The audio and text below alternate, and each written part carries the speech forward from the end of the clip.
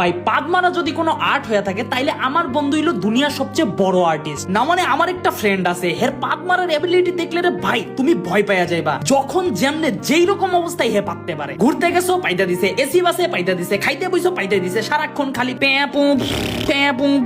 পাততেই থাকে। আর আমি বুঝি না এত পাদে কেমনে ওর যেমনে ওর গলার মধ্যে পানি জমা করে রাখা দেয়, ওই মাঙ্গের নাতি হের পেটের মধ্যেই পাত জমা করে রাখা দেয়। এইটা দেখে ডোনাল্ড ট্রাম্পও হের পিছে পড়ে গেছে। ভাই তোমরা হয়তো আমার কথা বিশ্বাস করবা না, বাট এই মাঙ্গের নাতি খালি পাত পেটের মধ্যে স্টোর করতে পারে না, ওই যেখানে যতটুকু দরকার ঠিক ততটুকু নির্দিষ্ট পরিমাণ পাত মারে, যাতে আরো বেশিক্ষণ ধরে পাত মারতে পারে। হের যাতে স্টোরেজ না শেষ হয়ে যায়। আস্তে জোরে পাতলা ভিজা তরল সব ধরনের পাত মারতে পারে। ভাই হে পাদরে পাদের মতন ইউজ করে না, সুপার পাওয়ারের মতন ইউজ করে। অ্যাভেঞ্জারও হের পাওয়ার দিকে হেরে টিমে নিতে যায়। এন্ড হের এই সকল অলৌকিক ক্ষমতার লাইগারে ভাই আমরা ভুলেও হের লগে লাগতে যাই না, কারণ হে যদি একবার রাইগা মাইগা হের ব্যালাস্টিক মিসাইলটা একবার তোমার দিকে যদি ছাড়ে তাইলে